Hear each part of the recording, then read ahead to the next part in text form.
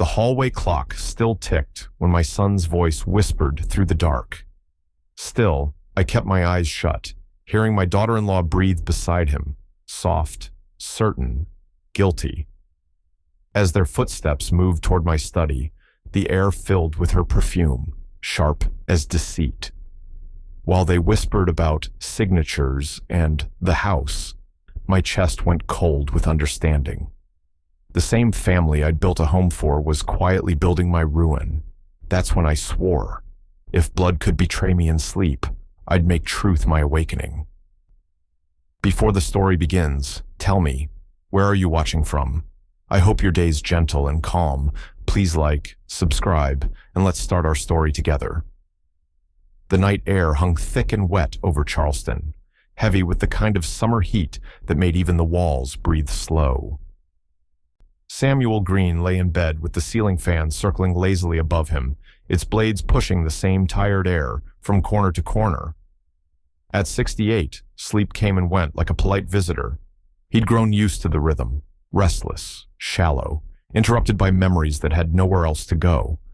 But tonight, it wasn't memory that woke him. It was sound, a soft creak, barely there, yet unmistakable. The old house had a language all its own.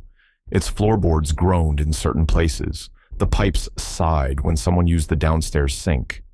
But this was the sharp protest of the hall plank outside his door, the one he'd learned to avoid after fixing it a dozen times. Samuel's eyes opened, adjusting to the faint slant of moonlight spilling through the blinds. He kept still, his hand hovering near the bedside lamp, but not touching it. The sound came again, another creak, then a whisper, a woman's voice. "He's asleep. Let's go." Alicia. Her tone was low but steady, the kind of whisper that carried purpose more than fear. Samuel's breath stilled in his chest.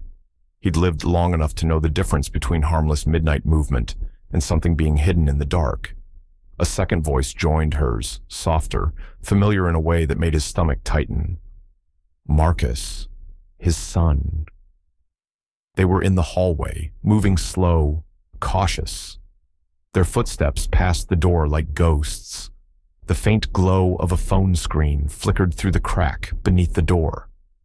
Samuel's jaw tightened. He could smell Alicia's perfume, a faint, artificial sweetness she wore like armor. The creaking stopped near the study. A quiet click followed, then the slow squeal of a door hinge that needed oil. He heard Alicia's whisper again, just before the latch caught behind them. Samuel didn't move. He lay there with his eyes open, every muscle drawn tight beneath the sheet. His heart wasn't racing. It was too disciplined for that.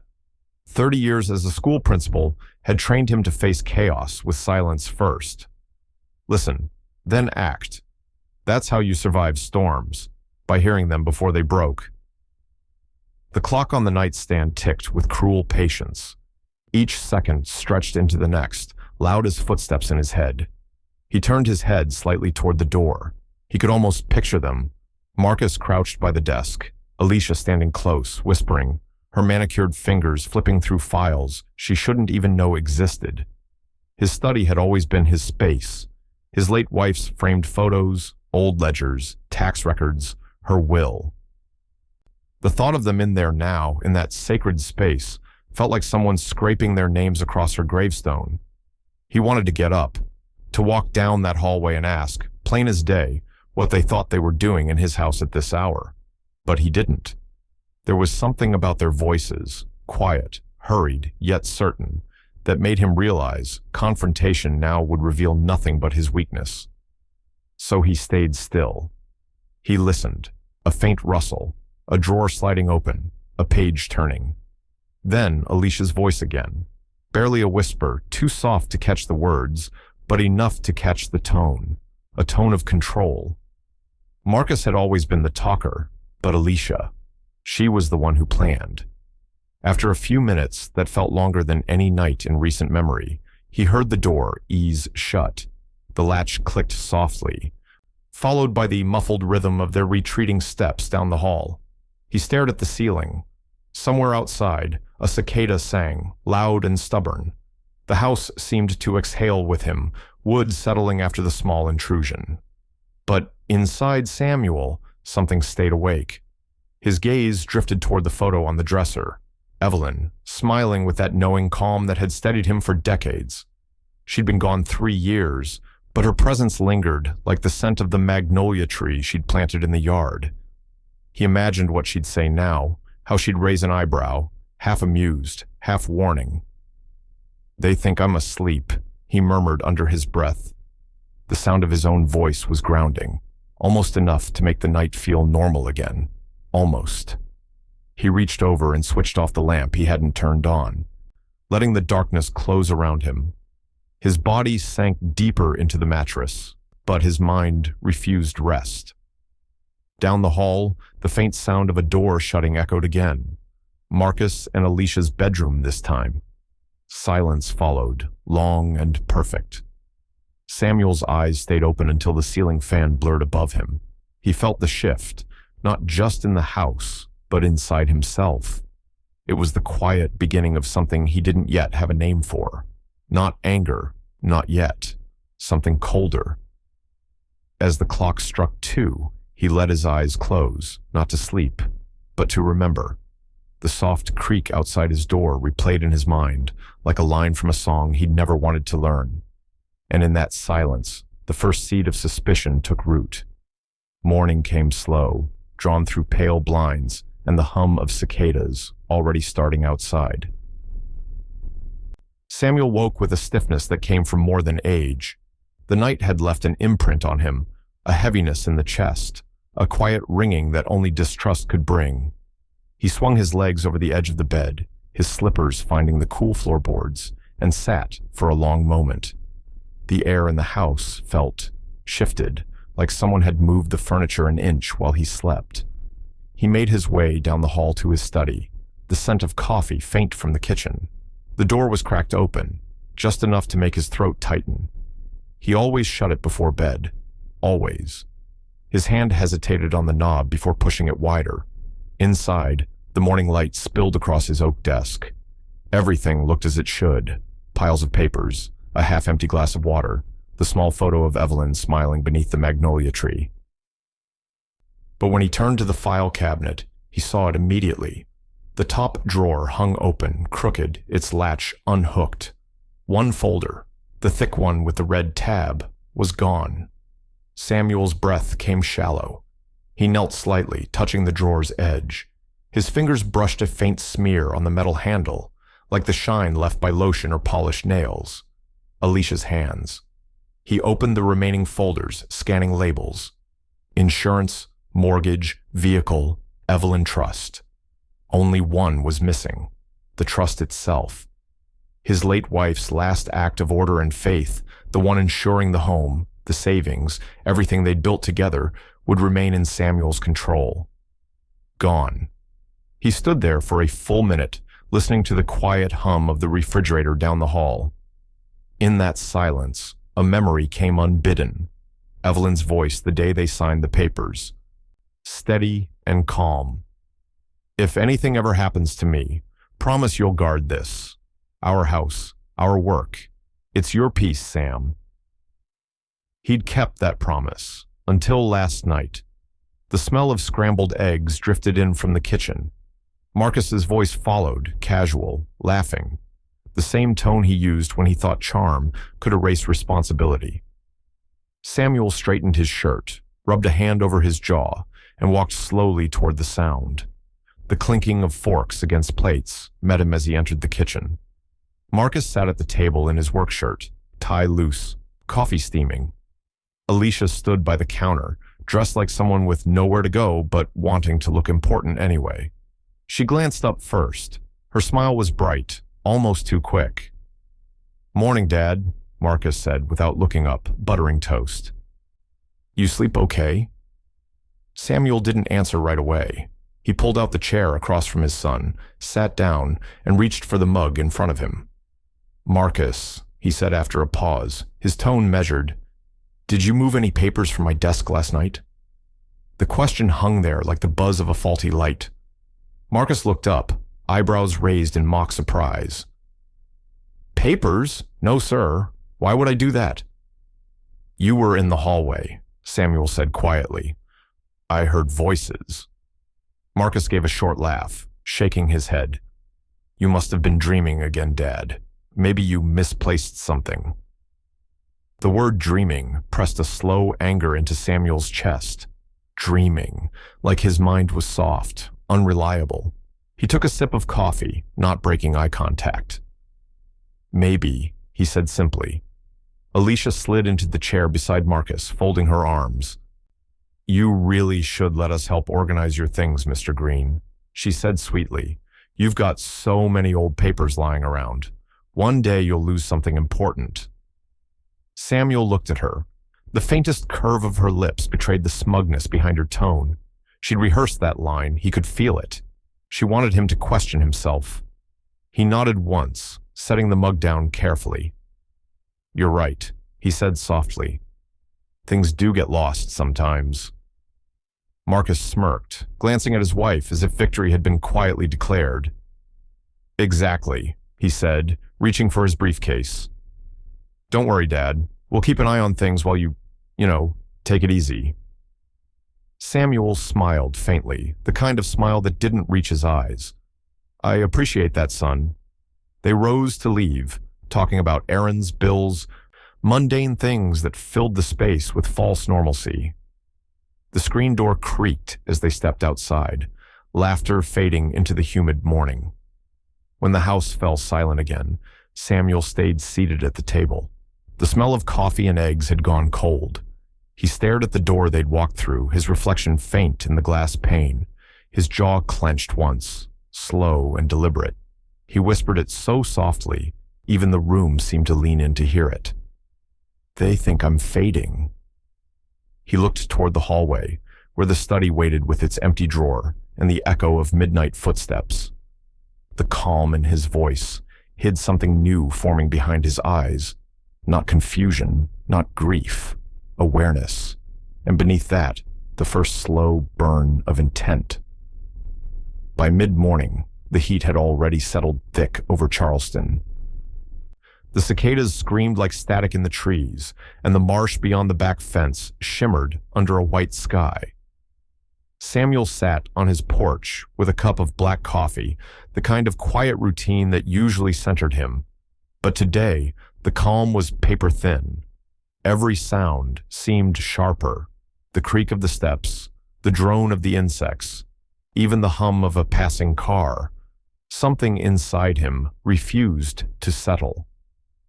Across the yard, the screen door of the neighboring house slapped open. Mrs. Wilkes, wrapped in her floral robe despite the heat, shuffled down her steps with her little dog trotting behind her. She was in her late 70s, sharp-eyed and talkative, the kind of woman who noticed everything that happened within 3 blocks. Samuel didn't mind her much. Evelyn had loved her, but today he wasn't sure he wanted to talk. Morning, Mr. Cheesh. Green, she called, adjusting her sunglasses. You doing all right? Samuel forced a polite smile. As all right as an old man can be, I suppose. Mrs. Wilkes smiled back, but hesitated before stepping closer to the fence. You know, I almost came over last night. Thought something might have been wrong. He looked up. Last night? She nodded. I saw your lights on again, after midnight. Second time this week, I think. Just that lamp by your study window flicking on and off. I figured maybe you couldn't sleep. Samuel's brow furrowed. His study light. She went on, her voice low and knowing. But it wasn't you, was it? I saw 2 shadows moving in there, taller one and a smaller one. Thought maybe family was visiting. Samuel's stomach tightened. He managed a small chuckle, careful to keep it light. Must have been my son. He's been working late on something. Mrs. Wilkes tilted her head, unconvinced but polite. Well, tell him to close the blinds next time. Gives the whole neighborhood something to wonder about. She turned to head back to her porch, her dog tugging at the leash. Samuel watched her go, her words echoing in his head. Second time this week. The coffee suddenly tasted bitter. He sat still for a long while after she disappeared into her house. Every tick of the wall clock through the screen door sounded louder, 2 times. That meant the night he'd woken hadn't been the first. It had been a pattern. That afternoon, he went up into the attic and found what he was looking for beneath an old quilt box, a black Sony Handycam, dusty but functional, a relic from when he and Evelyn recorded school plays and anniversaries. The battery was long dead, but the charger still worked. He tested it on the desk, adjusted the timestamp, and checked the lens. The red record light blinked once. That evening, he moved through the house, like a man rehearsing a secret. He ate dinner with Marcus and Alicia, nodded at their small talk, and excused himself early. By 10, he was in his room, lights out, eyes open. When the house finally fell silent, he slipped out of bed. In the dim hallway, he placed the camcorder on a shelf behind the tall grandfather clock across from his study door. The clock's glass front was aged and slightly reflective, enough to catch the faint outline of anyone entering or leaving. He adjusted the angle until he could see the sliver of light from under the study door. Then he pressed record. Hours passed. The ceiling fan in his room spun like a metronome, keeping time with his heartbeat. At some point past midnight, a sound cut through the silence, the soft click of the study door opening. Samuel's hand tightened around the remote he kept by the bed. He didn't move, didn't breathe, just listened. Footsteps, whispers, a faint rustle of papers. When dawn came, he found the camera exactly where he'd left it, the red light still blinking. His hands trembled slightly as he rewound the tape. The footage flickered across the small LCD screen, grainy but clear enough. There they were. Marcus, standing at his desk, shoulders hunched. Alicia behind him, her hair falling over one shoulder, pointing at something on the table. Marcus opened a folder. Evelyn's trust, unmistakable even in low light. He flipped pages, scanned with his phone, then neatly returned everything. Every motion deliberate, every glance full of fear and greed. Samuel's breath caught in his throat. He watched the recording twice, not believing what he saw, though his heart already knew, his own son. He closed the camcorder, set it on the desk, and sat back in his chair. For a long time, he didn't move. Outside, the first light of morning touched the marsh grass, but he didn't notice. The sound of Marcus's laughter from downstairs drifted faintly through the vent, hollow and distant. Betrayal wasn't loud, it wasn't dramatic. It was quiet, almost graceful, like the sound of papers turning in the dark. And in that silence, heartbreak settled over Samuel's face. Not broken, not shocked, just silent. He turned off the camcorder and whispered to no one, "Now I see you." Then he looked toward the hallway, where the light from the clock flickered against the wall, still recording, still watching. By noon, the Charleston sun had turned merciless, pouring through the blinds of Samuel's study like lines of fire. Dust motes floated in the streaks of light, suspended in that half-still air that came before a storm. The camcorder sat silent on the desk beside him, its memory card removed, the evidence locked away in a drawer. He'd watched the footage 3 times that morning. Each time, the same scene played out. Marcus's head bent over the documents, Alicia's finger pointing to the trust seal, the whisper of paper turning. The first time he'd cried quietly, no sound, no movement. The second time, he'd felt something colder than tears. The third, he simply understood. Now, he sat in front of his old rotary phone, the kind Evelyn used to insist was more trustworthy than cell service. He dialed a number he hadn't called in years, Nina's desk at First Palmetto Bank. She had been Evelyn's goddaughter, practically raised in their home, and now handled private client accounts. The line clicked. Nina Carson speaking. Her voice, soft and warm, carried through the static. "Morning, Nina," Samuel said, his tone steady though the words felt heavy. "It's Samuel Green." A pause. "Mr. Green?" "Oh, it's good to hear from you. How are you?" He looked at the drawer where the camera lay. "I've been better. Listen, Nina, I need you to check something for me, quietly." Her voice lowered. "Of course. What's going on?" "I think someone's been into my accounts. I don't want to file anything official yet, not until I'm sure. Just tell me if there's been any unusual movement." There was a rustle of paper, then the soft clicking of a keyboard on the other end. The seconds stretched long. Samuel could hear the hum of his old air conditioner, could see the faint shimmer of heat outside the window. Finally, Nina spoke again, but this time her voice was tight.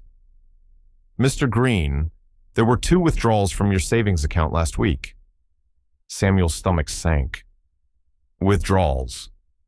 "Yes, sir. Large ones, 5,000 each, both authorized under your power of attorney."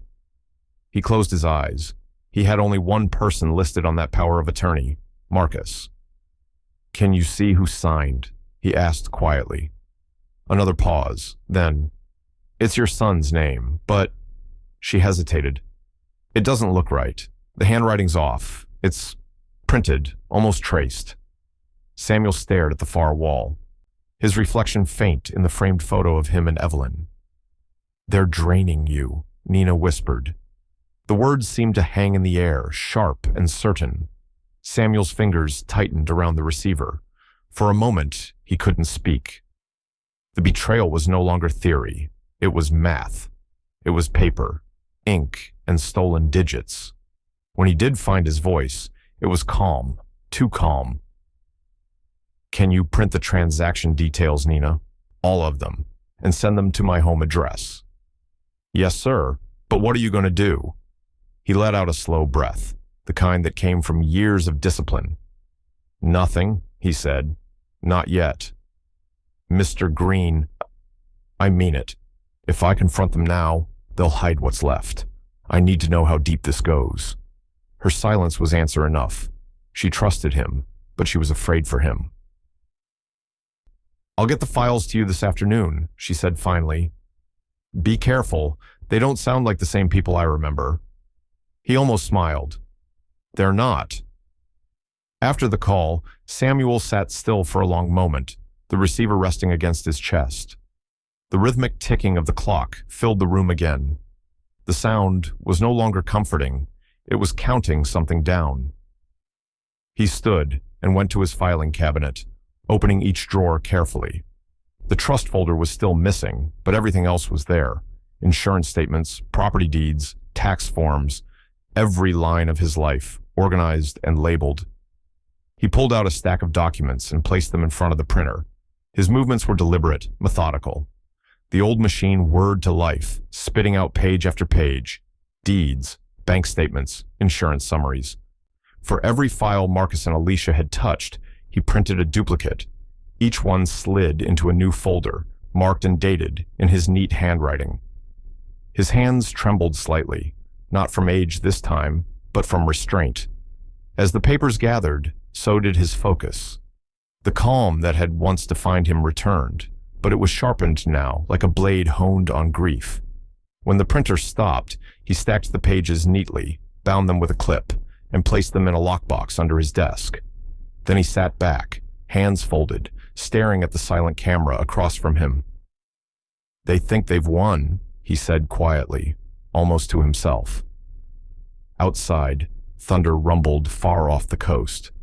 The first gusts of wind pushed through the magnolia branches, scattering pale petals across the porch. Samuel's eyes followed one drifting past the window, landing against the glass like a soft fingerprint. His voice was calm, measured, almost tender. "Then we'll let them think they've won." He reached for the next folder, feeding it into the scanner as the screen's faint blue light flickered over his face. The house was quiet again, but beneath that quiet, something had shifted. The same house that once sheltered his family was now the stage for something else entirely. And as the last page slid into the tray, Samuel's expression hardened. He wasn't done gathering proof. He was just beginning.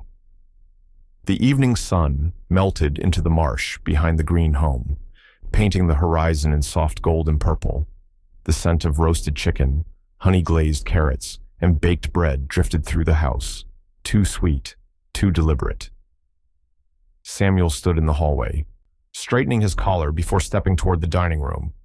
He already knew what tonight was meant to be. Alicia had called it a remembrance dinner, a tribute to Evelyn, his late wife, gone 3 years to the day. But the energy in the house wasn't reverent, it was rehearsed. Candles flickered along the table, their glow bouncing off the polished silverware. Alicia floated from seat to seat, adjusting napkins, laughing too loudly. Marcus poured wine for the guests, 2 of Alicia's friends from the neighborhood and 1 of Marcus's co-workers. Strangers to Evelyn, strangers to him. When Samuel entered, Alicia turned with a bright, practiced smile. There he is, the man of the hour. Evening, he said softly, nodding to the table. Come sit, Mr. Green, one of the women said politely. Alicia told us tonight's special. We're honored to remember your wife. Samuel took his seat at the head of the table. Evelyn's seat across from him remained empty, just a candle burning beside her favorite porcelain plate.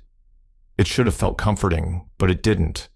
It felt staged, like a prop in a scene where the meaning had already been rewritten. They began eating. The conversation floated between mortgage rates, summer storms, and local gossip. Marcus laughed too easily, like a man trying to prove everything was fine. Alicia kept the spotlight, spinning stories about how Mom would have loved this recipe, or Samuel still won't let me redecorate her study. Each line struck him like a small, deliberate dig.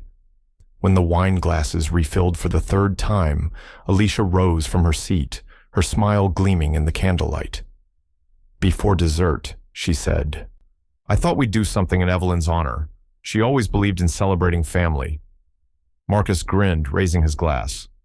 To Mom, he said, his tone just a touch too light. The guests echoed him. To Mom. Samuel lifted his own glass, holding it mid-air. He forced the corner of his mouth upward, the smile barely there.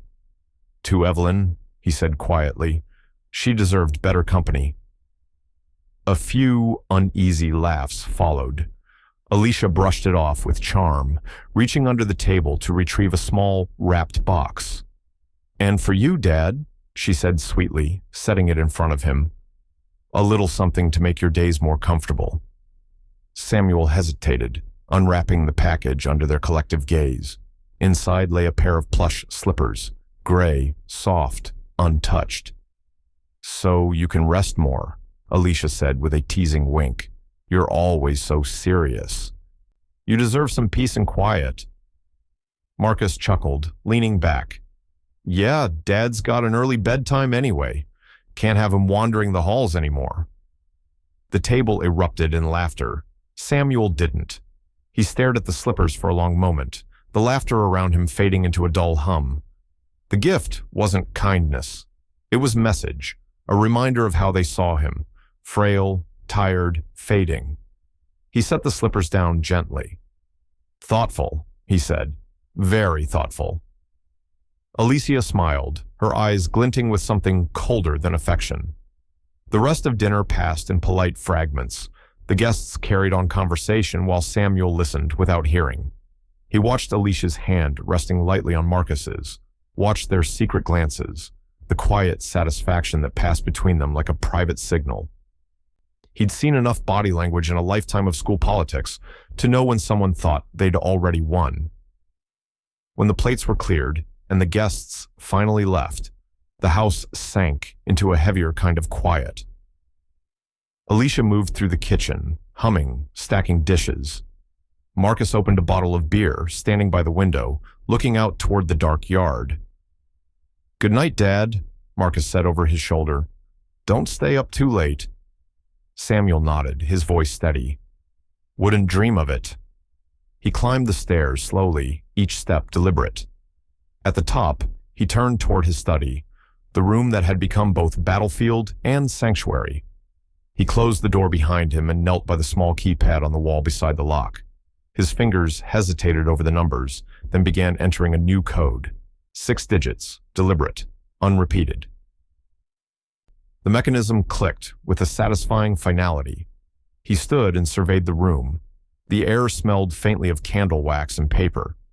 Evelyn's photograph sat by the window, catching the faint reflection of the marsh lights outside. "They think I'm fading," he murmured, echoing his own thought from days before.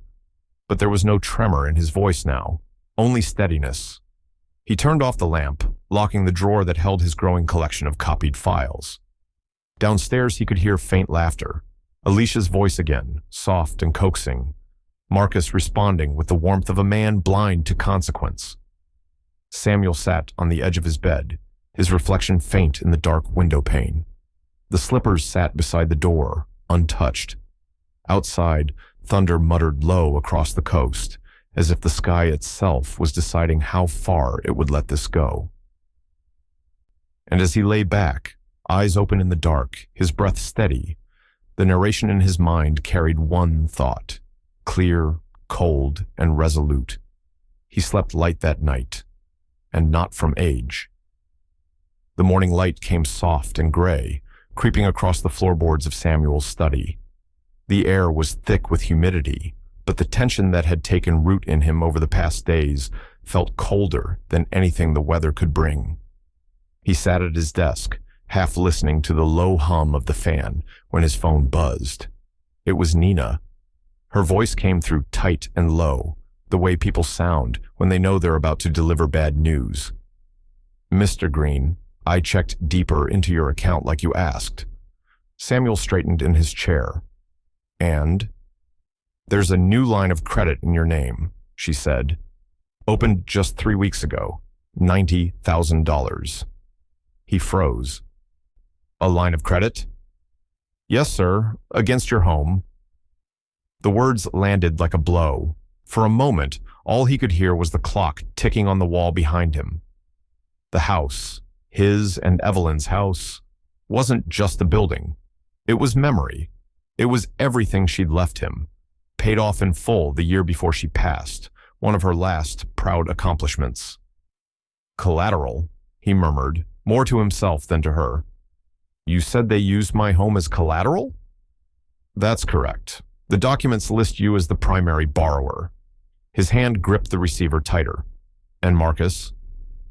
Another pause. Paper shuffled faintly through the line. "He's listed as co-borrower." The silence that followed wasn't empty. It was filled with the sound of something inside him splintering. "Send me everything," he said finally. "I'll email the files now," she whispered. "Mr. Green, I'm sorry." He ended the call without another word. For a long moment, he didn't move. The paperweight on his desk gleamed faintly in the morning light, Evelyn's initials etched into its base. His hand trembled as he picked it up, then slowly set it back down. 2 hours later, he was driving toward the county records office. The marshes on either side of the road shimmered with heat, cicadas buzzing loud against the windows. He drove with the steady calm of a man holding a storm inside. The office was quiet when he entered, just the soft shuffle of papers, the hum of an old ceiling fan, and the smell of dust and toner. The clerk, a young woman with tired eyes, pulled up his file. "Green, Samuel J.," she said, typing. "Line of credit, 90,000, secured by property at—" "I know the address," he interrupted gently.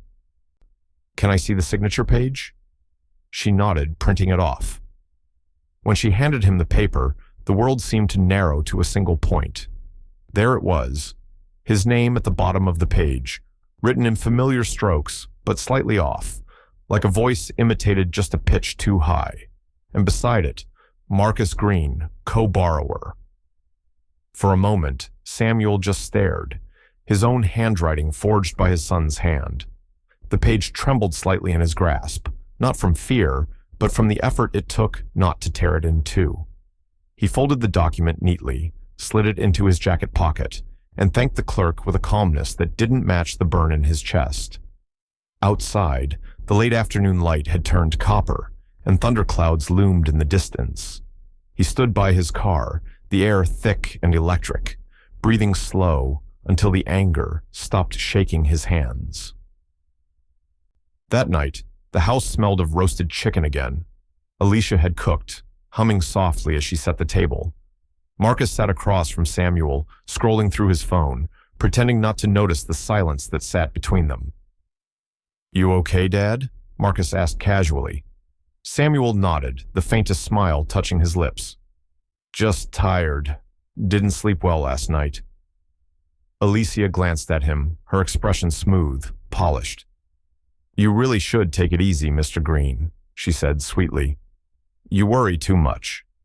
He chuckled, low and controlled. "Maybe you're right."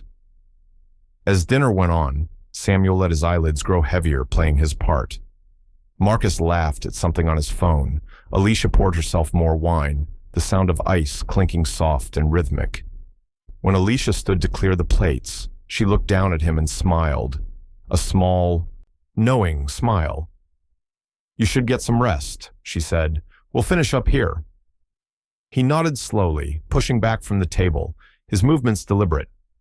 "Good night," he said, and left them to their laughter. Upstairs, the darkness welcomed him. He lay on his bed, eyes half closed, breathing steady. Downstairs, their voices floated faintly through the vents, comfortably careless, unaware. The camera of the mind lingered on his face, the faint glint of reflection in his eyes as the ceiling fan turned above him. He wasn't sleeping, not tonight, and not again until this was over. Sunday morning brought a gray stillness to the marsh, the kind that came before rain. The church bell from St. Matthew's rang faint and hollow through the humid air. Samuel sat in his car across the street, hands resting on the steering wheel, watching the congregation file out after service. He hadn't planned to come inside, but there was only one man he trusted to hear what needed saying. Pastor Roy emerged last, his familiar frame in a worn linen suit, Bible tucked under one arm. He looked exactly as Samuel remembered, slow-moving, but his eyes sharp as ever. When he spotted the car, his brow furrowed. Samuel stepped out, tipping his hat slightly. "Didn't think I'd see you parked out here hiding from the Lord," Roy said, half smiling. "Just needed quiet before the thunder," Samuel replied. Roy studied his face for a beat, then nodded toward the back garden behind the chapel. "Come on then, let's talk where it's cooler." They sat on the wooden bench under the oak where Evelyn used to lead Sunday picnics. For a moment, neither spoke. Cicadas buzzed somewhere close by. Finally, Samuel began. "They've been taking things," he said, voice low. "Documents, money, even signed my name on a loan. $90,000, Roy, against the house." Roy exhaled, long and slow. "You're sure?" "I've got proof. Video, signatures, bank calls, Marcus and Alicia both." Roy leaned forward, elbows on his knees. "Your son?" Samuel nodded. "My son." The pastor's jaw tightened. He looked out toward the marsh, his silence heavy with both empathy and disapproval. When he finally spoke, his tone had changed, lower, firmer. "Samuel, the Lord doesn't need you to turn the other cheek twice," he said. "There's mercy, and then there's foolishness. You've already forgiven what you don't even know the half of." Samuel looked at him, eyes steady but hollow. "So you think I should expose them now? Call the police?" Roy shook his head. "Not yet. Anger makes a poor lawyer. You've got to document everything, quietly. Let them hang themselves with their own rope." Samuel's gaze dropped to the dirt beneath his shoes. "And Evelyn's trust? They already drained half my savings." "Then you build your case," Roy said, "piece by piece. Paper doesn't lie. You confront them only when you hold every card." The advice landed hard but true. Samuel's shoulders eased a little, not from relief, but from direction. For the first time in weeks, he had one. That afternoon, back home, he began his quiet play. He started leaving his study door open just enough. He napped more in the recliner near the window, or at least made it look that way. Every breath, every sigh was timed. When the house grew still, he'd let his eyelids droop until he could hear the whisper of footsteps. Alicia was always the first to test him. She'd stand in the doorway, watching. Sometimes he'd feel her presence before hearing her, the faint perfume, the creak of her shoe. Once, he even heard her whisper, "Still breathing," before stepping inside. That night, she thought he was asleep when she knelt beside the safe. The faint click of numbers turning reached his ears. He lay perfectly still, letting his heartbeat stay even. Her movements were quick, practiced, removing a folder, sliding in another. What she didn't know was that the small clock on the dresser wasn't just telling time anymore. Behind its glass face, Samuel had fitted a new lens. The camera blinked silently, red light hidden in reflection. Every secret she thought she was stealing was now his to replay. The next morning, Pastor Roy stopped by under the pretense of delivering church donation receipts. They sat on the porch, the sound of gulls carrying over the marsh. Samuel handed him a small flash drive. Roy turned it over in his palm, understanding without words. "You're recording?" "Everything," Samuel said. Roy nodded once, his expression neither proud nor pleased, just resolute. "Then keep your calm, Samuel. Don't let them see you waking up." Samuel's eyes hardened, the faintest glint of iron beneath the sadness. "I won't." Roy stood to leave, placing a hand on his shoulder. "You're building your sermon, brother," he said softly. "And when the day comes, let the truth do the preaching." Samuel watched him walk down the path until he disappeared into the fog. Back inside, the house felt different. Every sound, every footstep, every door creak had meaning now. The hunter's patience had replaced the victim's pain.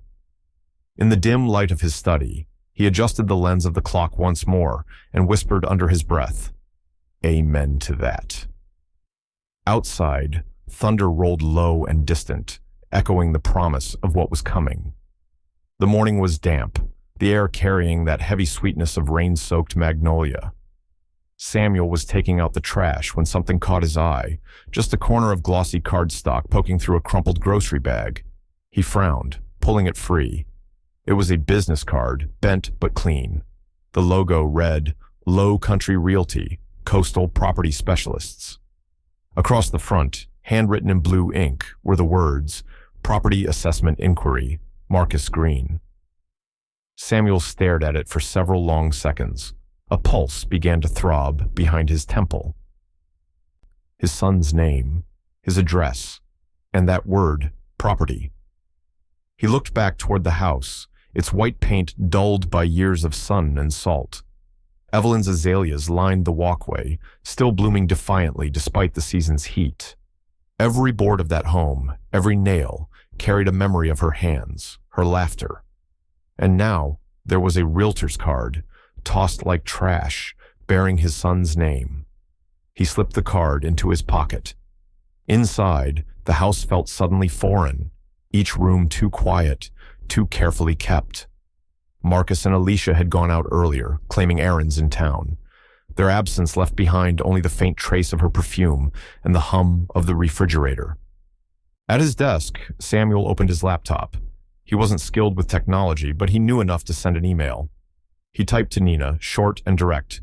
"Need property search, green residence, possible sale or title activity, confidential." Her reply came an hour later. "Give me 30 minutes. Those 30 minutes stretched like hours." Samuel sat in silence, eyes unfocused on the photographs along his wall, Evelyn's smile, Marcus as a boy in his Little League uniform. He thought about the pride he used to feel, about the nights he'd stayed awake grading papers, saving every check to pay off the mortgage. The idea that his son could now use that same house as leverage, or worse, to cash in. It struck deeper than betrayal. It felt like erasure. His phone buzzed. "Nina again. You were right." Her message read, "There's a pending transfer filed this week. Preliminary deed in process, under Marcus Green, co-owner." Samuel's breath left him in a single heavy exhale. He leaned back in his chair, staring up at the ceiling as if the weight of it all had pressed down from above. They weren't just stealing, they were erasing him entirely, writing him out of his own story. The next morning, he drove into town. The small law office sat at the edge of King Street, where he'd signed the house papers with Evelyn 32 years ago. The receptionist barely looked up as he entered, but when Mr. Lawson, his longtime attorney, saw him, he rose with a smile that quickly faded at the look in Samuel's eyes. "Need to make an adjustment to my will," Samuel said quietly. They met behind closed doors. It took less than an hour. The language was clean, decisive. Everything, the house, savings, assets, would now flow directly into the Evelyn Green Learning Trust, the same educational fund he'd begun sketching out with Pastor Roy's encouragement. No one else would touch it until his passing. When Samuel signed the new document, his hand was steady. For the first time in weeks, his breath felt full again. That night, he returned home to laughter drifting from the kitchen. Alicia's voice was bright, playful, the kind of sweetness that always felt a shade too polished. He paused in the hallway, the realtor's card still in his pocket. The door to the kitchen was open just enough for him to see them. Marcus leaned against the counter, a beer in hand, while Alicia stood close, her back to him, whispering. She laughed softly and said, "We'll be rich before he wakes up." Marcus didn't even flinch. He just smiled, raising his glass like a silent toast. Samuel stood in the shadows, unmoving. His eyes didn't blink, his breath barely audible. The clock above the stove ticked faintly, each sound marking a deeper cut. He lifted the small handheld camera he now carried with him, disguised in a reading glasses case, and pressed record. The lens caught their reflection in the oven door, his son's grin, Alicia's satisfied smirk, the shared ease of conspirators who believed the world belonged to them. When the clip ended, Samuel slipped the recorder back into his pocket. His face showed no expression, only the quiet weight of understanding. He turned away from the doorway, walking down the dark hall toward his study. The air seemed thicker there, filled with both memory and intent. He closed the door gently behind him, the faint laughter of his son and daughter-in-law still echoing from down the hall. And in that low, steady voice he used to deliver discipline at school assemblies, he whispered to the quiet room, "Not before I wake up." The camera light blinked once, still recording as thunder rolled again beyond the marsh. The morning came in with a thin wash of light, spilling through the kitchen blinds in tired streaks.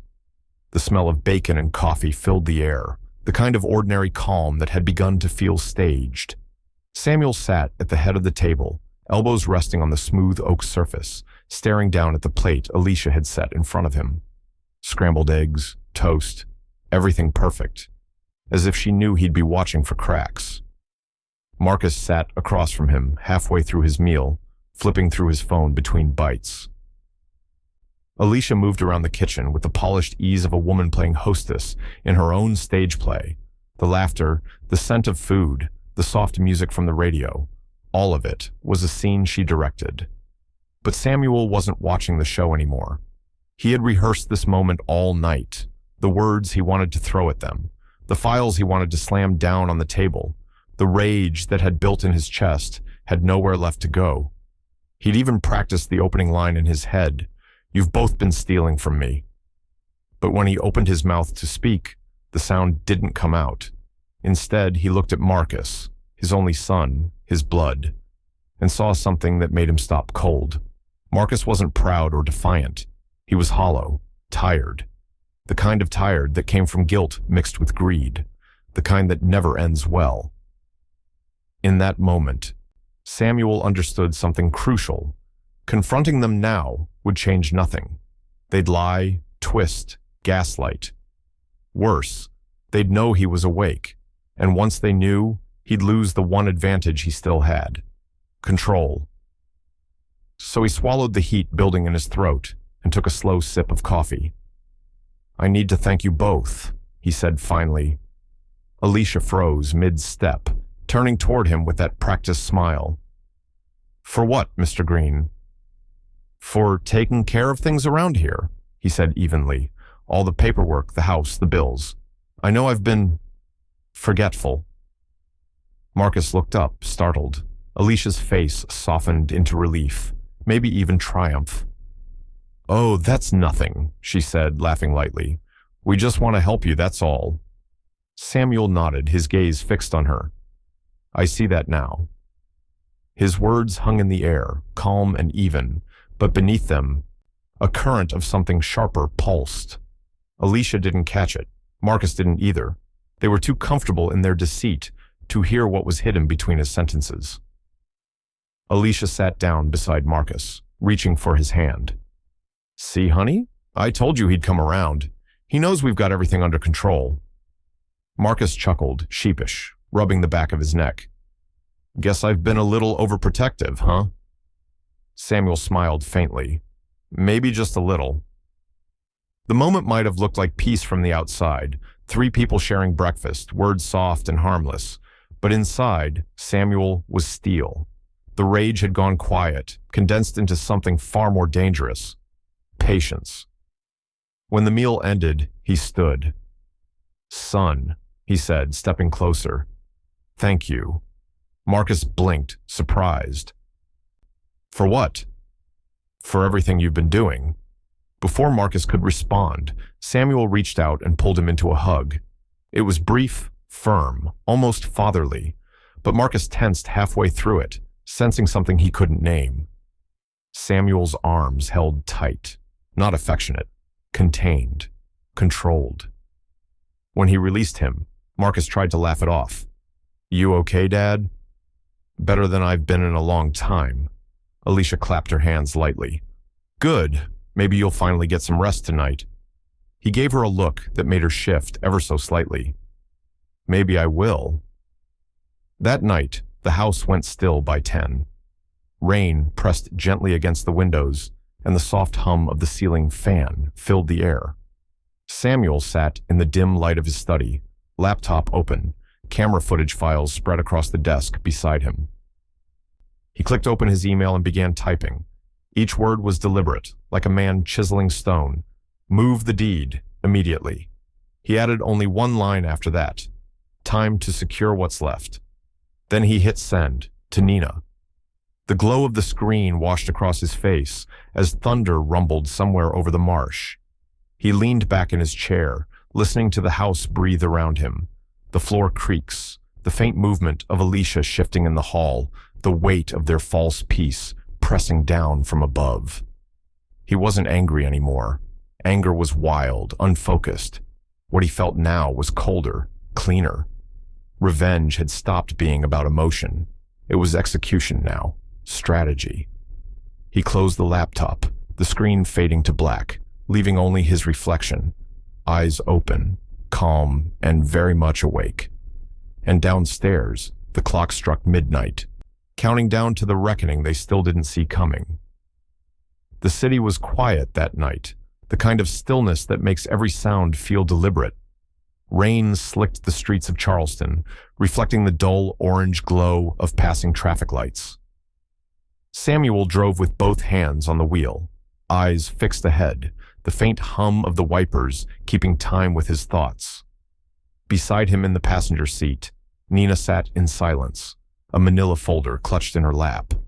They didn't speak until the car turned into the narrow side street that led to Lawson and Webb, attorneys at law. The building was dark, except for the soft light glowing in one upstairs window. "He's waiting," Nina said quietly. Samuel nodded. "Let's finish this." Inside, the office smelled faintly of paper and rain-soaked carpet. Mr. Lawson, gray-haired, glasses perched low on his nose, rose from behind his desk as they entered. He looked both cautious and curious. Late-night legal requests rarely came from men like Samuel Green. "Evening, Sam," Lawson said. "You sure you want to do this tonight?" Samuel's voice was steady. "The sooner the better. I want everything changed before morning." Nina handed over the folder. Inside were copies of property records, account summaries, and a notarized trust document she'd helped him draft over the past 48 hours. Lawson adjusted his glasses, flipping through the pages. "So," he murmured, We're transferring full ownership of your property into the Green Family Education Trust, the house, the land, and remaining assets. Is that correct? Samuel nodded once. All of it. The trust's purpose is clear. Educational scholarships in Evelyn's name. No one else touches it while I'm alive. No one sells, no one borrows, no one signs a thing. Lawson studied him over the top of his glasses. You understand what this means, right? Once this goes through, your son will no longer have legal access. The house won't be collateral for any loans, legitimate or otherwise. That's the point, Samuel said. His voice carried a calm finality that didn't need explaining. Lawson exhaled slowly and began preparing the papers.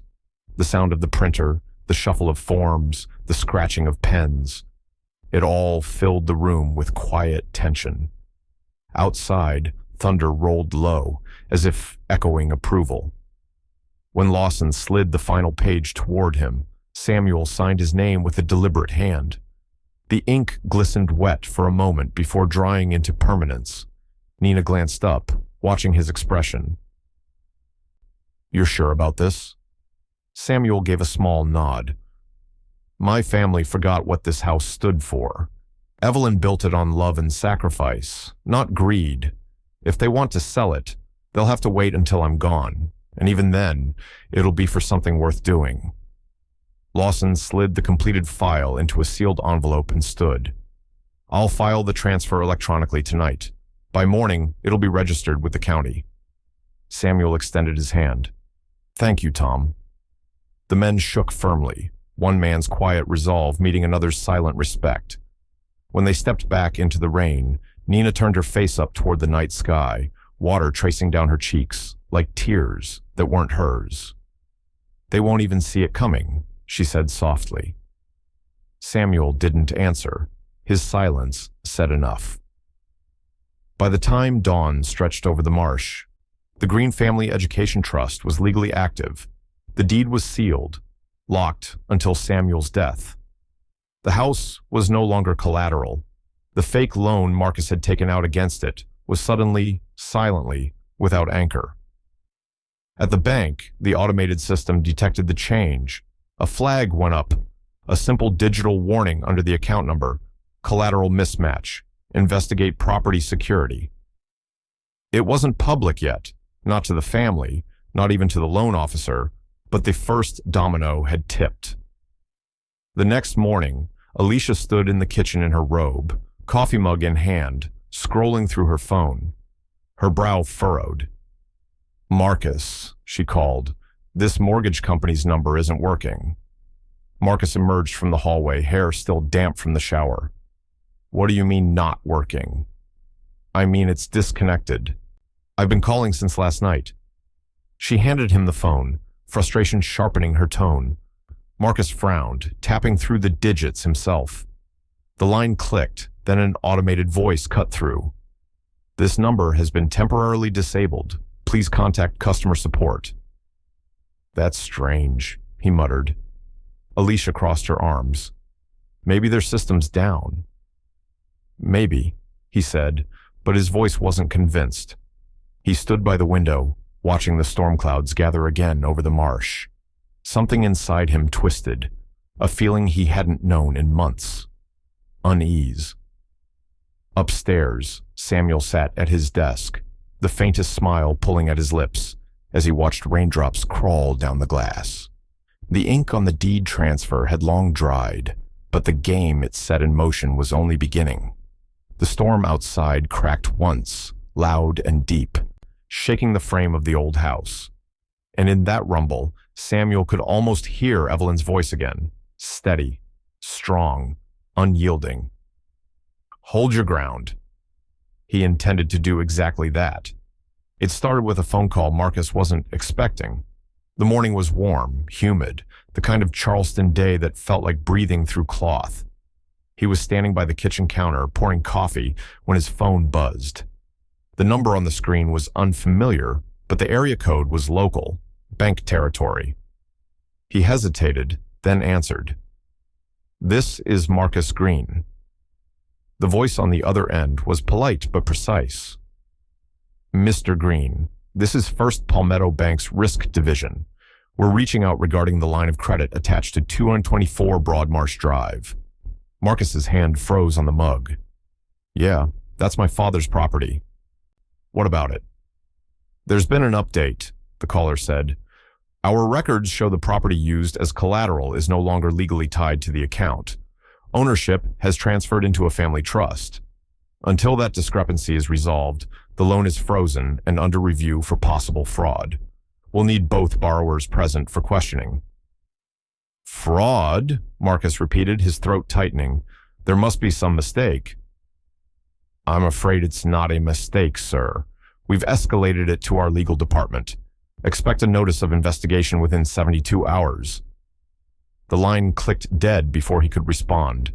He stood there for several seconds, phone still pressed to his ear, as the world tilted slightly off balance. Alicia walked in wearing her robe, hair wrapped in a towel, humming under her breath until she saw his face. What's wrong? She asked. He set the phone down slowly. The bank called. They're investigating. Her tone sharpened. Investigating what? They said the house isn't collateral anymore. Alicia blinked. What do you mean, not collateral? Marcus rubbed a hand over his face, frustration bubbling just beneath the surface. They said Dad moved ownership into some trust. The system flagged it. The loan's void until they sort it out. The room seemed to shrink around them. Alicia stared at him, her voice rising. You said your dad wouldn't find out. Marcus snapped back, louder than he intended. He's too old to fight, Alicia. He doesn't even check his mail most days. I don't know how he figured it out. She crossed her arms, pacing the tile floor. Too old to fight, huh? Well, he just outplayed you. Upstairs, Samuel stood in the hallway, out of sight. He'd been on his way down for coffee when he heard the first raised voices. Now he leaned against the banister, eyes half closed, listening. From below came the sound of his son's panic and his daughter-in-law's sharp blame, every word confirming what he already knew. He smiled, small and quiet. Then, almost to himself, he let out a short laugh. It was soft, low, the kind of laugh that carried no humor, just satisfaction. In that moment, he felt the calm of a man who'd finally shifted the board in his favor. By noon, the ripple had reached Nina. Her office phone buzzed with the standard bank alert, the same case number she'd helped flag days earlier. She read the summary twice, then leaned back in her chair. The fraud was now formal, but she knew Marcus Green wasn't the kind of man to confess easily. So she did something Samuel couldn't do himself, something that required both precision and distance. She opened a new email window and typed slowly, carefully, using no identifying address. Anonymous fraud report, forged power of attorney. Primary victim, Samuel J. Green. Supporting evidence available upon subpoena. She clicked send, then closed her laptop. That night, 2 uniformed officers arrived at First Palmetto's corporate office with a subpoena order for transaction records. The clerks whispered as they made copies of the documents. Marcus's signature, the falsified notarization, the time-stamped withdrawals. All of it now official evidence. By the next afternoon, the storm truly broke. Marcus sat at the dining table, staring at the paper in his hands, the formal bank notice. Alicia hovered near the sink, silent for once. They've suspended the account, he muttered, said they'll be in touch with law enforcement. Alicia's eyes widened. You mean the police? He slammed the paper down. Don't start. This is your fault too. My fault, she shot back, voice trembling with anger. You're the one who signed his name. You're the one who said this was safe. He stood up, the chair scraping hard against the floor. And you were happy to spend it. You didn't ask where it came from when the money started showing up, did you? The argument cracked through the house, sharp and ugly. From the top of the stairs, Samuel watched in silence, his expression unreadable. The sound of their fight didn't fill him with triumph. It filled him with something colder, a kind of grief for the son he'd raised and the man that son had become. He turned away from the railing, heading back toward his study. Downstairs, Marcus's voice broke through again, strained and desperate. "I'll fix it," he said. "I'll talk to the bank, smooth it out. They won't go after family." But the tremor in his tone betrayed him. Even he didn't believe the words anymore. Alicia didn't answer. Her silence was the sound of distance beginning to form. As Samuel closed his study door, the muffled echo of their argument lingered, a slow unraveling of a partnership built on lies. He sat at his desk, looking out over the marsh as the clouds rolled in once more. The storm outside was only beginning, but in his house it had already broken. And somewhere deep inside, beneath the calm and the ache, Samuel knew what came next would finish what they started. The morning began with a sound that would soon mean everything, Alicia's sharp gasp echoing through the kitchen. It was just past 9, the sunlight pale and unforgiving, streaking through the blinds like accusation. She sat at the table with her laptop open, her hand frozen over the trackpad, staring at the words on the screen. "Account access restricted. Contact your financial institution." She tried again, typed in her password twice. Same message. Her heartbeat quickened. Something in her chest began to climb toward panic. She reached for her phone, dialing Marcus's number even though he was upstairs. He answered groggily. "What's wrong?" "The account," she snapped. "The one with the savings transfer. You need to look at this." Marcus came downstairs barefoot, hair still damp from the shower, tie hanging loose around his neck. He glanced at the screen, confusion hardening into dread. He tried logging in from his own phone. Same message. "Maybe it's a glitch," he said, though his voice didn't sound like he believed it. Alicia's tone sharpened. "A glitch doesn't freeze access to both users. Marcus, what did you do?" He ignored her, scrolling through email alerts, his thumb trembling. Then his eyes stopped on one subject line. Account suspended pending investigation. The color drained from his face. Alicia leaned over his shoulder. "Investigation? What are they investigating?" He didn't answer, but she saw the small tremor in his jaw, the guilt rising just enough for her to smell it. "You said this was safe," she hissed. "You said your dad would never know." He turned on her, anger flaring through his fear. "Maybe if you hadn't forged those extra checks—" "Forged?" she shot back, disbelief and fury in equal measure. "You told me to write them. You said his pension was yours to use." The argument cracked through the quiet morning like thunder. Two thieves, both pointing fingers, both realizing the floor beneath them had disappeared. Upstairs, Samuel listened from his study doorway. He didn't need to move closer. Every word carried. His voice, when it finally broke the silence in his mind, was calm, thoughtful, almost weary. "When thieves argue," he said softly, to no one but the empty room, "they tell the truth." He turned back to his desk, the faintest smile ghosting across his lips. The sound of their shouting drifted upward again, Marcus pacing, Alicia crying now, their marriage unraveling at the same speed as their scheme. By noon, the house was silent again. Samuel took his time getting ready before driving into town. He wore his usual dark slacks, white shirt, and a hat Evelyn had once bought him from the farmer's market. The kind of hat that made him look like a man you could trust. When he arrived home later that afternoon, there was a car parked outside, a dark sedan with county plates. A man stood beside it, tall, graying, with the stance of someone who carried authority easily. "Mr. Green?" the man asked as Samuel stepped out of his car. "Detective Calhoun, Charleston County Financial Crimes." Samuel offered his hand. "I've been expecting you." The detective smiled slightly, a look of respect passing between them. "We've been reviewing the fraud report tied to your name. A few things need confirmation." They walked inside together. The house felt unusually still. Marcus and Alicia were gone. out somewhere, no doubt trying to piece together excuses they hadn't yet agreed on. Calhoun set a slim folder on the kitchen counter, opening it carefully.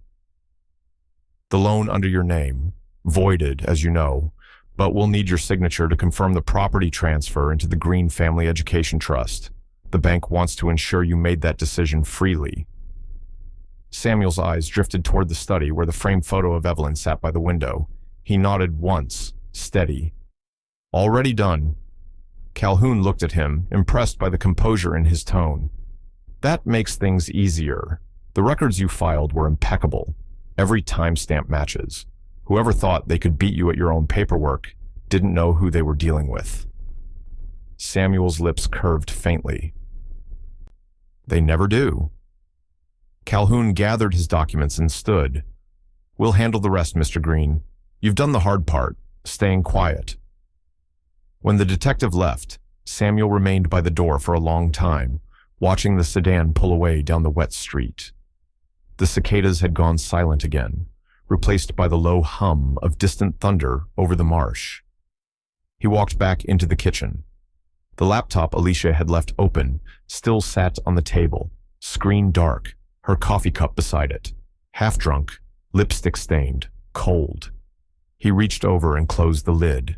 In the hallway mirror, his reflection caught the faintest light from the window. His eyes looked tired but alert, awake in every sense. Downstairs, the refrigerator hummed, the only sound in a house that had once been full of warmth. He whispered, not in anger, but in quiet triumph. Empty accounts. Empty hearts. Then he turned off the kitchen light. From outside, the sound of a car door slamming echoed faintly. Marcus and Alicia returning, still unaware that every door they'd opened had already closed behind them. And somewhere deep in Samuel's chest, calm settled like the eye of a storm, right before the next wave would strike. The house was quiet again, the kind of stillness that only came after every lie had finally run out of breath. Outside, the marsh shimmered under the low moon, insects buzzing in the heat of a southern midnight. Samuel sat by the window, his reading glasses in one hand, the glow of his phone casting a dim halo over the papers on his desk. The air was thick, restless. He'd been expecting something. He just didn't know when it would come. Then the phone rang. The sound cut through the silence like a blade. Samuel's eyes flicked to the screen. Marcus. For a moment, he let it ring. He could almost hear Evelyn's voice in his head, soft, patient, asking him to answer. With a slow exhale, he pressed the green button and brought the phone to his ear. Dad! Marcus's voice cracked, jagged and frantic. Dad, I need help. Please, they're coming for me. Samuel leaned back in his chair, staring at the dark yard beyond the window. His voice came low, calm. Who's coming for you, son? The police, Marcus said, words tumbling fast. They called me. There's an investigation. Something about forged documents and wire fraud. I didn't know it would go this far, Alicia said. Samuel closed his eyes, cutting him off gently. Then stay awake this time. What? Stay awake, Samuel repeated, his tone turning to quiet steel. You've been asleep for too long. Before Marcus could respond, Samuel ended the call. The silence afterward was total. Only the hum of the ceiling fan moved the air. Samuel placed the phone down carefully beside his glass of water and stared at it for a long moment. Somewhere deep inside, a part of him ached, but it wasn't sympathy. It was the echo of what fatherhood used to mean. Down at the other end of town, panic had already taken shape. Marcus paced the living room of their rented apartment, hair disheveled, sweat cutting lines down his face. Alicia stood near the doorway, 2 bags packed, her expression icy and focused. You're not going anywhere, Marcus said, stepping toward her. Alicia zipped the second bag without looking up. Watch me. They'll find you, he said, voice trembling. You'll make this worse. She turned, eyes sharp as glass. Worse? You're the one who signed his name, Marcus. You're the one who said this was easy money. I'm not rotting here with you when the police show up." He reached for her arm, desperate now.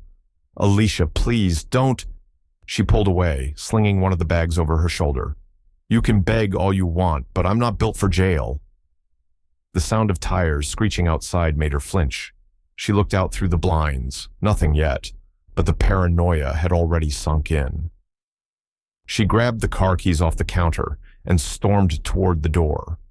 Marcus followed, voice cracking. "Alicia, don't do this." She didn't answer. By the time he reached the porch, her taillights were already disappearing into the humid dark, swallowed by the fog rolling off the marsh. It didn't take long. 40 minutes later, police lights flashed blue and red against the windows of a roadside motel just outside town.